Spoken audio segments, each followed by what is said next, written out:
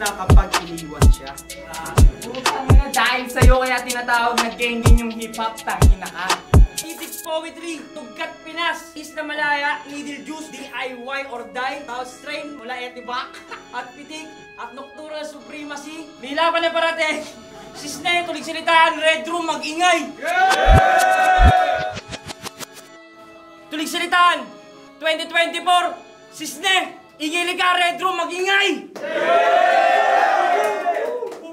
May laban na parating! Sa kanan ko, galing pa na silang Cavite, mag-ingay para kay JSN! Dan Music Production, na-subscribe ko sa channel ng aking kumpanya si Alan Paul Paredo. Dan Music Official, sa mga kasama ko kay Tunye, kay Sinyo, kay M-Star, Eugene Alondres, syempre congrats kay MP. Yon, sa kaliwa ko, mula pa ng 1 minutes 2 at 1 minutes 3, mag-ingay tayo! Mula Mapandaan, Manila, mag-ingay para kay Hempil! Motherfucking Phil, Kid Say Dopeness, Rampus, shoutout, Titik, syempre, kila Art, Tulala. Yun, nakamit ko na yung segundo na to para ma-shoutout yung mga kapatid na sumuporta sa liga na to. Titik Poetry, palagi, Duggat Pinas, Speedwear, Niru, DIY or Die, at Pitik, Needle Juice Tattoo, Getlock, Salbaya Artisania, Nocturnal Supremacy, Etibak South Strain, Hip Hop Movement, at sa The Good Good. Sino ka muna pare? Yon, sino muna pare? Game! G! YSL! Yo, gising pa? Yeah! Yo! Boss? Putang ina na to! Si MP na naman yan, no? Tangina rematch. Dito sa tinalo ko na noon at binadibag ni Aubrey. Kung hindi lang to tournament, di ko to tatanggapin kasi para sa akin corny. Malamang may linya ka dyan patungkol sa ating pass battle. Yan ay napredict ko na mamin. Pero kahit ano pang dala mo dyan na pambawi, tsak madadali ka pa rin. Kasi ano pa bang patunay gusto mo? Para mapaniwala mo sila. Kahit naman matalo mo ko ngayon, hindi na nun mabubura yung katotohanan ng tinalo na kita. Pero sige! Ipagpalagay na natin pare, na inaral mo na nga lahat ng mga kaya kong gawin. Kaso ang alam mo lang ay kung paano ako umatake, di mo alam kung saan kita pupuntiryakin kasi hilig niyang mang-underestimate sa laban. Yan ay pang mata pobre na galawan. Ayaw ilugar yung kayabangan kasi kung sino pang tagapandakan, yun pa ng mamaliit ng kalaban. Katulad ng laban niya dun kay Aubrey. Kay Shoklaw Chaser daw mga tagapandakan yun ang sabi niya, di ba? Kaso ang nakakatawa ay nanggaling pa yun sa taong dun din nakatira, putang ina. Sabay hirit siya kaya lumipat ako sa Cavite. Anong akala mo? Wala ako dun butas na nasilayan? Tanga ang sabihin mo, wala kang napala sa pandakan, kaya lumipat ka ng tirahan. Kaya nga palagi kang nandito sa ingay likha, di ba? Kasi malaking naging pakinabang at syempre kapag wala ka na rin ditong makita, magagawa mo na rin tong siraan. Yung laban niya dun kay Aubrey, puro choke. Talagang dismayado mga tao. Talagang dismayado mga tao. Nagmistula siya dong torpe kasi sa harap ng babae na tameme tong si Gago. Anong hindi? Di mo gusto si Aubrey? Tangina hem, huwag mo nga akong aningin. Paano hindi ka mag-choke all 3 rounds sa dede ka lang nakatingin? Tanginan to, unang battle ng gabi, nag-choke agad. Napaka-bopuls ni Mang Mang. Imbis na 16 lines kada rounds ang na-speed, 10 syllables lang. Ano bang akala mo? Ako'y magmimistula din sa RJ na madali mo nabigte. Tangamalas mo, natapat ka sa akin na yung pasensya maikse. Kung nung una, pinilayan lang kita, ngayon babalian na ng binte. Di na makakatayo yan sa sisne. Uupo na lang at hihigbe. Kasi kung sa 1 minutes nakabawi, pas kay JSL hindi. Round 1 pa lang, pinakita ko na ang malabo kang makahigit. At sa mga susunod ko naman na round, madadala ka sa mga linya kong bitbit. Galingan mo yan. Time G! Paano, yes? Yo! Tang ina, ang bilis ng panahon! Nasa flip top namin ni Ala Lutz, kako. Still can't fucking believe as a dream that's the greatest thing happened. 4 to 5 years from now, kung bibilangin, uuwi akong Pilipinas, bitbit yung balitang binadibag ko sa battle si Disaster. Tanong ko lang, alam nyo ba, anong karime ng Ekisan Butler? It doesn't matter. Tangina, nung huling laban natin, tanggap ko pagkapanalo mo sa akin, hindi na para mag-strike sa mga nangyari. Bukod sa mga banuka yung pinalaban sa amin, ultimo yung leader nyong pangit, iniwan kayo sa airing, biglaan na lang naglaho sa hangin, naglibas sa gising, feeling big fish, paka-arte, bale, paraan pala ng pag-amin, nang inggit na kinimkim niyang naging galit ng pagiging bitter kay Alvin Hanep, na kesyo dikit daw kay Rame, ang akin, lang ano pa kaya daing yung nasasabi ng gurang na may joker sa hassle, niyang naging hassle pagdating ng traffic sa gaya kong inactive athlete na may masteral knowledge pang balanse ng rap game. Tapos, astahang salbahe. Kapan ang pagtira kay Doc, grabe. Eh kung ikukumpara kay Cerces, mas tunay yan, brother, na marunong pumalakpak pag kitang kapatid sa kapatiran na unang magmay-ari na mga bagay na pinaghihirapan niya rin kuhain. Hindi katulad nung Da Vinci Cerces. Manggagamit!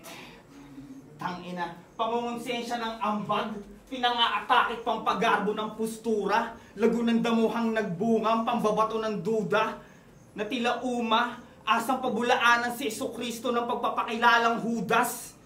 Tangina, nagpapakilalang Judas gamit makalumang pag-uungkat ng mga sinaunang, di raw namin masikmura, ulat na mula sa mga balahurang kupal. Sabi nga ni Meng, nung nakaraan sa Pulo, na maraming big names dito ngayong naunang maghasang gumawa. Pero kahit kanino, walang inaakong credit si Tulala. Kahit si Enigma, hindi nyo makikitang ganyan gumawa, kaya ang sarap nyong pagsasampalin sa mukha gamit mga sarili nyong paa. Ikaw, puki ng ina mo ka. Pagbibintangan mo pa ako, nagsasyabaw talaga. O sige, sabihin natin tama siya. Kahit may katotohanan, hindi naman talaga. Ngayon, ikumpara nyo ako sa kanya. Labas yung pinansyal kasi doon pa lang sa physical, mental at spiritual, obvious lamang kuwat agwat. Habang ikaw delusional, bukod sa pinili mo mag-rap, emosyonal na wala sa lugar yung ginawa mong unang kanta. Kasi tangina naman. Una't huli na itong kanta, ginawa para lang pata. Maan yung unang nabuntis niyang dalaga na bigla siyang iniwan alang sa anak niyong kasabay niya mga yayat sa'yo bilang aligi ng tahanang 5 minutes pahinga ng kain kada araw. Gamit kutsarang sinlakit lapad ng palang nakasabit sa kusina sa gitna ng bintana. Tangina. Kaya speaking of asawa, yung sa bago na itong kinakasamang si Lisel Luceros yung pangalan. Tangina, kung di ka dito nagpa-modtax, hindi ka magkakamayoma, ang bait mo pa naman, sayang. Ang bait mo pa naman, sayang. Ano bang napakain na ito sa'yo? Gusto ko lang malaman. Para ulit-uliting realidad yung mga pangit na yung mapapait na alaala at akala. Ko ba pa naginip mo't pantasya? Mayayamang rugged look na rasta, ba't mo ka napagrabe naman ata, yung napili mong kapares makasama na makapares makasama na masibang yagit sa galaang mayaman na rin sana kung nagamit lang ng tama. Perang marami na nasayang pambili ng pinababatcher niyang di na bumalik na kalapating mga alaga. Kawawa! Now before this day ends well, I'm about to break his neck, place him dead, Buried in a basement cell who feels and see the taste in hell. No debate, etche. Teraya, you can tell and say. Flow mood cadence, blend from being layman. Dwex, bullying kang tulonggis, JSL. Adjust mo pagkatao mo masyadong outdated, men. Vibe mood fragrance smell. Balot ng ancient scent. Amoy ng caveman's breath. Tangina, mapapayo ko sa'yo. Kinang ina mo. Balik ka ng grade 3 prep, you fucking wet ass bitch. Time G! GSL round 2! Yo! Ngayong round 2 na! Pag-usapan naman natin yung pagsawsaw ni Hempil sa issue ng Dunggalo. Kasi nung binura ng PSP yung Saki versus Young One, isa to sa naging apektado, auto share. Ang putang ina, sabay caption ng, Sir Anigma, itapat mo nga sa akin yan si Sixth Threat para maturuan ko ng leksyon. Teka lang, Hem. Si Andrew E. yung dahilan kung bakit binura yung video na yun. Kaya bakit ka kay Sixth Threat galit, pre? Tangina, bitch, napakawak mo. Kung itatanggi mo namang wala kang ganong post, tanga may screenshot ako, tanginan to. Kabago-bago sa flip-top, minamanduhan si Arik, huminahon ka muna. Sixth Threat agad ang puta. Para sabihin ko sa'yo, ang kamatch mo dun si Duma. Binura niya yung post patungkol kay Sixth Threat at ang pinalit niya, tanginang Andrew talaga yan. Tanginang Andrew talaga yan. Pampabadoy ng eksena ang puta. Promotor ng talangkaan, tapos crybaby agad madapisan lang ng tira. Post talaga? Sa ganyang attitude mo, Hemp, di mo ko basta-basta malulupig, Brad. Bago mo tirahin si Andrew E., batukan mo yung tatay mong kabisado lyrics ng Stupid Love. Kupal! Hypocrite ng kupal. Nung battle yun ni Art Subarashi, nagtatalo pa kayo kung sinong mas gangster sa inyo? Para mga tanga to. Nagtataka lang ako. Kasi kayo na nga lang magkamukha, ba't nag-aaway pa kayo? Pero speaking of Art Subarashi, battle daw nila ni Art yung dahilan kung bakit nasa flip-top na siya. Ang lakas daw kasi ng mga rhyme scheme niya dun eh. Ang lakas makatanga. Kasi bakit? Bakit di na lang natin aminin na yung mga rhyme scheme ni Hemp masarap lang sa tenga pakinggan. Pero pag hinimay mo na yung bawat linya, Wex naman nilalaman. Sample ng battle niya ni Art. B. Hira lang pinagli sa biik na siniksik sa kikinang inadi matiis na makiskis ng maliit at manipis na titinang ama mo na iihi ng mineral sa binti. Kala ko ba ito na yung sinasabi niyong Hempil na halimaw sa pag-construct? Bakit wala nang sining at lyricism na mapakita sa lahat? Nasaan dun yung linyang pwedeng kumonekta kay Subarashi? Bakit tila naging wak? Ayan kakapokus sa pagra-rhyme scheme na kaligtaan niya na yung art. Kaya ngayon mo sabihin sa akin, pare, na dapat ka pa rin pamarisan ng lakat at kapupulutan ka ng aral. Kung ultimo pagrespeto sa mga nauna, wala ka, Hemp. In short, walang mabuting asal. Magribat ka, Hemp, sige lang. Sagutin mo yung paratang para mas lalong mapatunayan na wala ka talagang galang. O siya, sige, round mo na. Iparinig mo na yung mga rhyme scheme na sinulat mo para sa amin.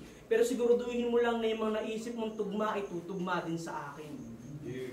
Time. Madoy nito talaga kalapit. Okay na hinantik. Siyempre, ang hamunin ko si Sixth Threat, yun yung pinakamagaling sa kanila, tanga. Tangina nito. Nung huli namin battle, laugh trip sa mga angle na nita.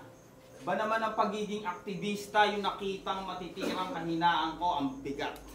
Pang feeling malupit na nagbibidang purikat. Ang hindi mo alam, sa lahat ng bansa, yung mga elitistang parte ng gobyerno at organized crime matayog na magkaisa. Naghuhulihan yung mga yan para pamalita sa mga tabloid, radyo at telebisyon na magkabila na magiging kredibilidad ng posisyong pasikretong magliligtas sa kanila. Kaya kinang inara. Hindi mo malang ba naisip na pasalamatan yung laki ng bayag naming bitbit para mambira ng balikong hustisya at lehitimong mga kriminal sa likod ng sistema at ng may tamang mahita mga supot na bugok na gaya mong wala namang kabuluhang mag-exist pa. Tangina ang nakakainis dyan. Sila pa tong mga galit na bida sa pabulang. Mas papabor na pagpalaing sa kapalit na anihan, animal.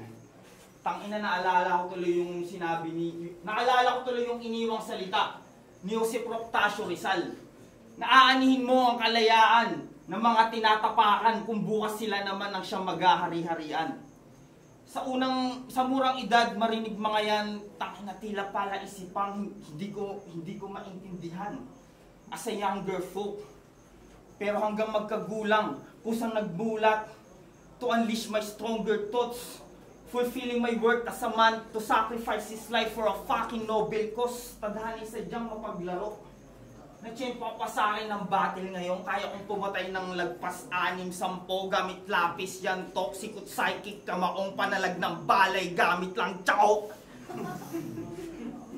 Na kaya insultong ilaban ako sa kagaya mong sa banban na frat mang tao.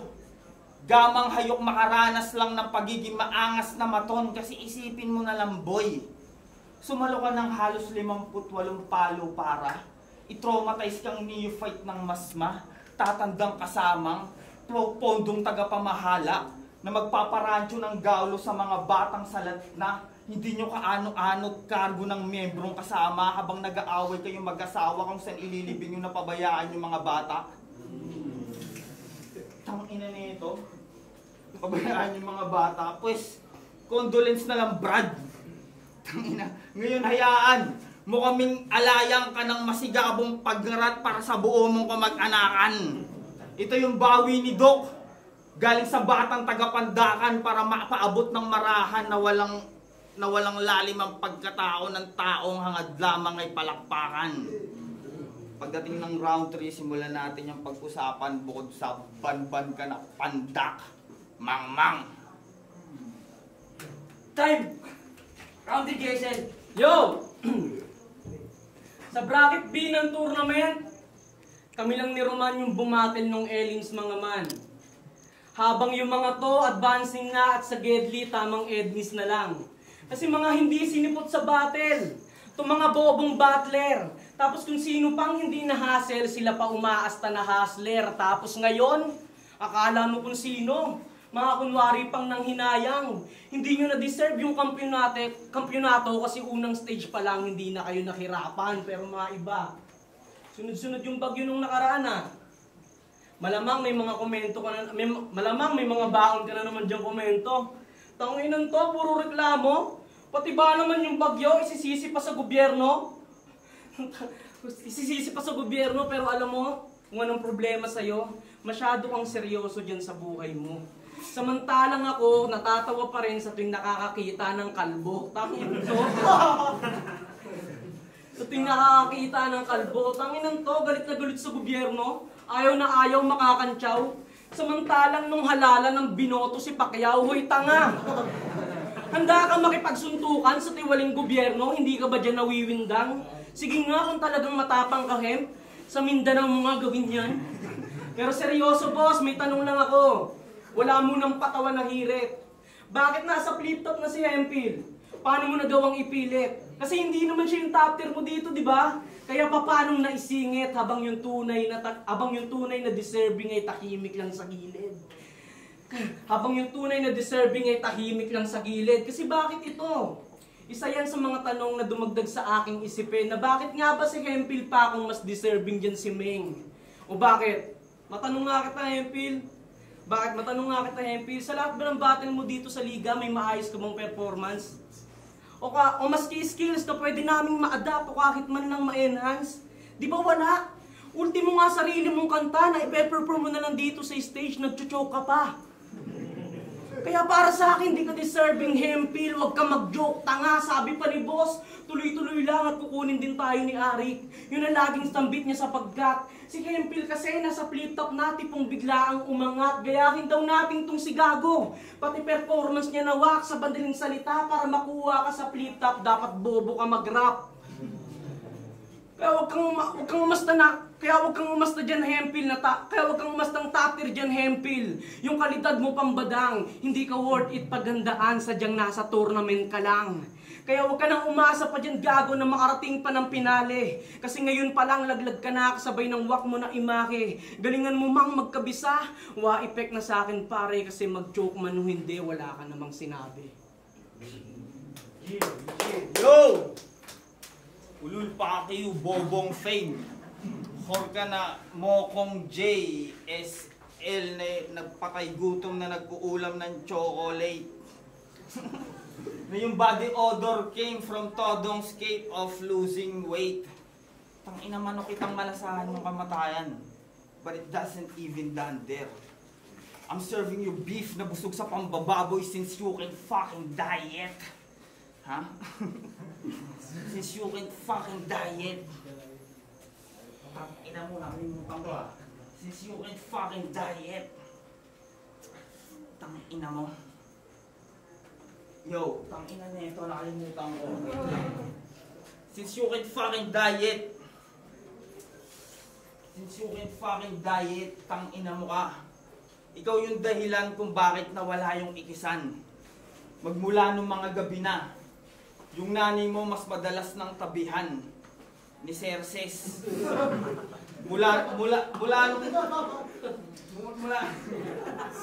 yung nanay mo madalas ng tabihan ni Cerces.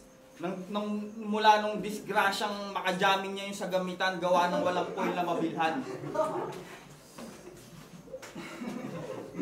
Gawa ng walang foil na mabilhan. Tangina ka. Pag pinapili to kung pamilya o karir niya, ang isasagot kariman. Tangina nito. Ang isasagot kariman. Sa totoo lang, tangina kahinaan ko talaga yung mga gantong rapper ang wak na ito pagandaan. Tangina nito eh. Bigla ko nakalimutan, hayop ka. Kaso kamukha mo yung nanay mong may nguso na parang boomerang. Tangina nito. Bobo ka ba?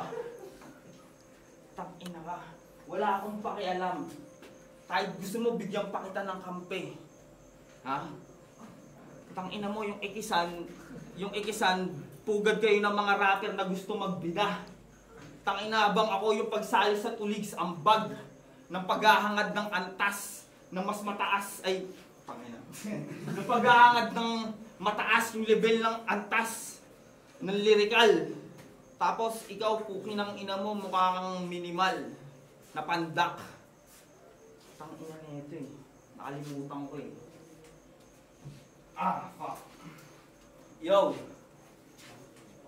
Tangina mo JSL. Pakyo ka.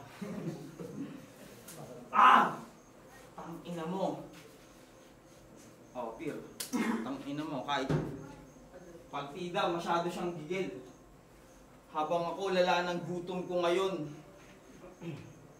di mapigil ka, inin, uhaw, kumabig ng thick breads at meat flesh self-interest ng big stress na investment ko ng depress pang i-chip pwera ng TF sa FT hang E12 sa kitchen. Ako yung Queen's Bet sa Prince sang Dreamflex ang King's Wealth at street creds ko na secret sa mga bitches lahat ng mires at snitches. May skill set na split seconds ay nasisira ang intention ng reaper, hit and run real deads na rip heads way ng realest na killer pang PNR speed test. Slice opener yon. Nung huling battle ko sa yung naging quick paid from steelmate. But can easily shrinks weight timbang ng bigat mo para sa replay. Volume outdated ng timeless from keep spray. Bring some deep sense. Tangina kahit anong gigil, mong taasan ako ng kalibre, magmumukha ka lang pengga na paltik ang batite. Kaya simulan mo ng manahimik, ngayong inubliga kita ng birit. Matikom yung bibig mo't matutunang tuluyang maging pipe. Istorbo ka kasing putang ina mo ka mambuiset. Little bonjing nakadire. Congrats.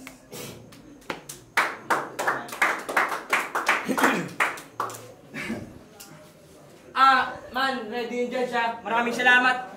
Empil at JSL, magingay tayo para sa laban na yun, man. Judge. Last one. Sumali ka. Round 1, binoto ko si Hempil kasi mas epektibo yung katanya kaysa Idol niya. Round 3, round 2, ganun din. Nabalik lahat ng mga sinasabi nito. Kung round... Yun, si Jason. Ay! JSL pala. JSL. Yun. Tapos round 3, dun na. Kasi na-choke si Hempil. Nagkalat. Masyadong nagkalat. Pero nabawi niya. Ayos sana, pero ayos sana yung kung na-consist niya mula nung simula ng round 3. Kaso, hindi niya nahabol kasi tagal ng kalat niya, mga 1 minuto, 2 minuto ganun. Mas effective yung round 2 ni JSL ng Malay. Round 1, round 2, Hempil. Round 3, JSL, Malay, Hempil. Yo, Snake, round 1, pinakita ko talaga may medyo, ay, nakasama pa boss. Sorry. Yun, round 1, pinakita ko kita natin yung lutang ng race talaga doon sa buong round niya. Tapos, actually, yung mga sulit ni Hemp nahuli naman ni JSL. Kaso, kasi parang pinakita ni Hemp kung paano niya may utilize yun. Kahit gamitin sa kanya yung ganong angulo. Alam mo yun, hindi pa rin siya mababasag. Hindi pa rin siya basta-basta mababasag. Yun na. Tapos sa yung round 2, parehas lang din. Ganun din yung system. Sa round 3 doon, akala ko titiklop talaga si Hempil. Pero buti na lang, siya, ad-libs pa, nakapag-freestyle pa siya noon bago siya ilapag yung enter niya. At para sa akin, nakuha niya yun kasi medyo nagsayang din ng punchline si JSL sa naging boto ko yan. Salamat ya, salamat.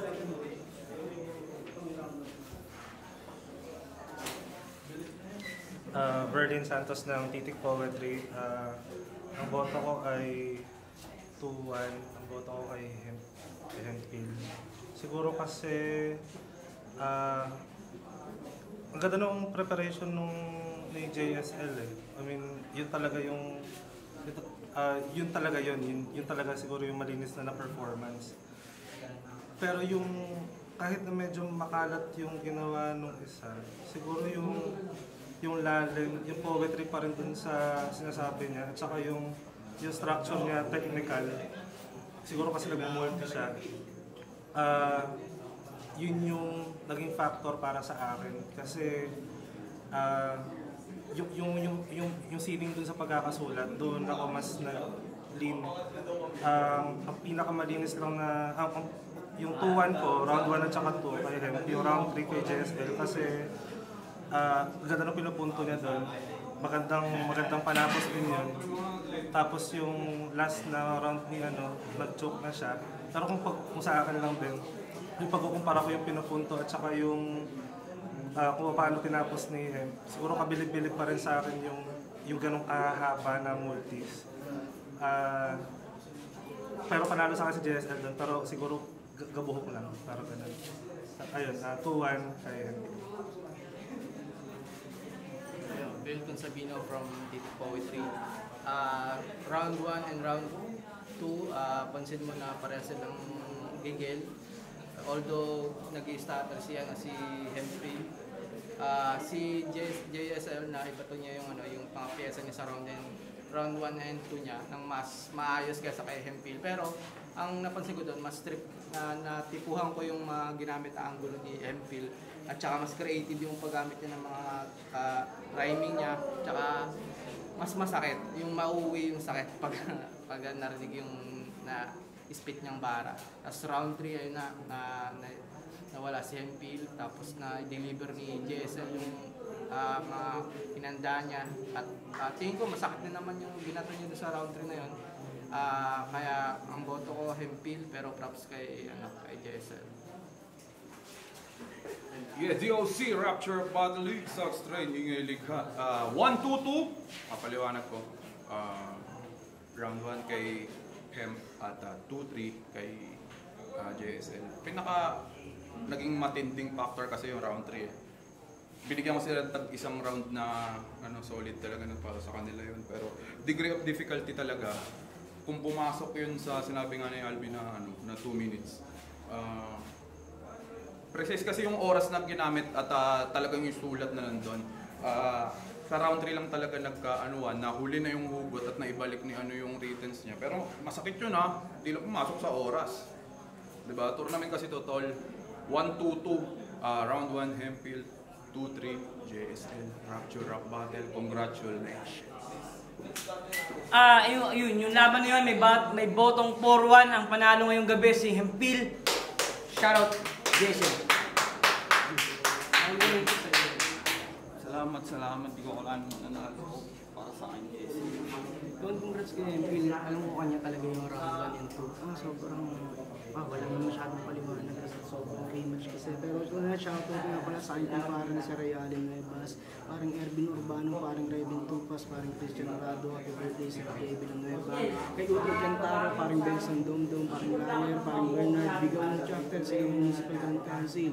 Suot ko ngayon Cavite Provincial Council. Shoutout kay MGTX, MDGT Mike, sa akin kung parang MDGT Omar, parang GT Omar, at syempre sa Wisconsin, yung crush ko ngayon.